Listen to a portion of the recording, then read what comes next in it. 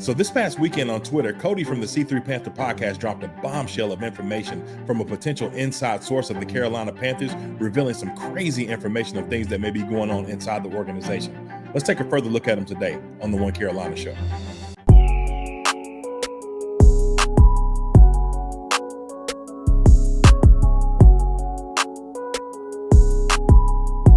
Shout out to my boy Cody from the C3 Panthers podcast, who dropped a bombshell of information on Twitter over the weekend. We're going to read through them one by one here. Check it out. For those of you who missed info on today's Friday free-for-all, a friend of mine, friend of the C3 Panther podcast, ran into a former NFL veteran of many years, not currently a Panther, who still has very close ties to the organization and to certain coach in particular. Over the course of a 2-hour conversation, these were some of the details. Many coaches and players on the Carolina Panthers have a real problem with Phil Snow and his college-style defense. Chief amongst them was none other than Steve Wilks, who felt that our defense is made for the college game and incapable of being successful in the long term in the NFL. Steve Wilks and Phil Snow got into a heated shouting argument one practice about safeties not being able to roll up and play linebacker effectively on run plays.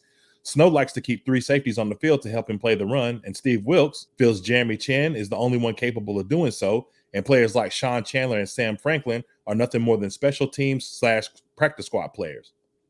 Paul Pasqualini, defensive line coach, is firmly in the corner of Steve Wilks, and both of these men believe that they were too light in the linebacker position to be able to adequately stop the run consistently.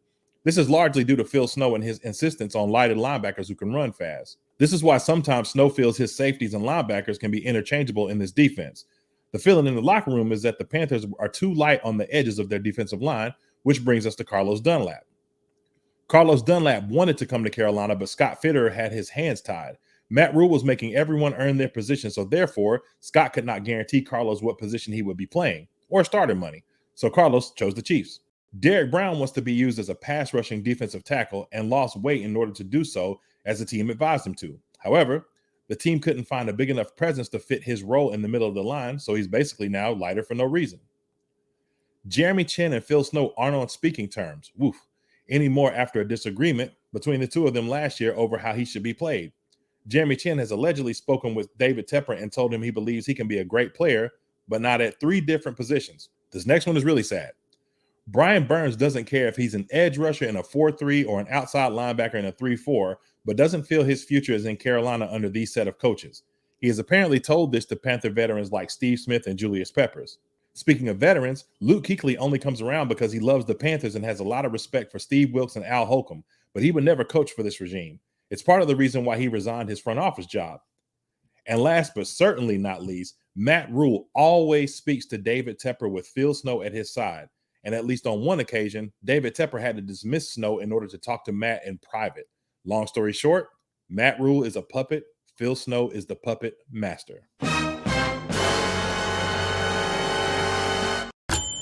Whew, talk about scorched earth. That's a lot of crazy information. And to be honest with you, most of it is believable. I mean, when you think about most of the stuff that's said here, you can kind of look from the outside in and see that a lot of this could be true. Like, for instance, Brian Burns going and confiding in Steve Smith and Julius Peppers looks like a pretty true occasion. Obviously, Derek Brown did lose a lot of weight. We see different kind of situations. Jeremy Chinn played inside at linebacker, played outside primarily as safety, but feels like he can do a little bit more, with his position, or maybe wants to play a true safety position. But a lot of this can be seen, the college concepts, 3-3-5 defense. We see that a lot, on the field. As a matter of fact, the Panthers are one of the teams that runs that, defensive set more than 40% of the times of their snaps, defensive snaps. So this is something that we've seen, pretty consistent. Now, whether or not this potential insider source is legitimate or not remains to be seen. But on the surface, a lot of this looks really true, and it just kind of shows the ineptitude of this franchise right now, especially after this New York Giant loss.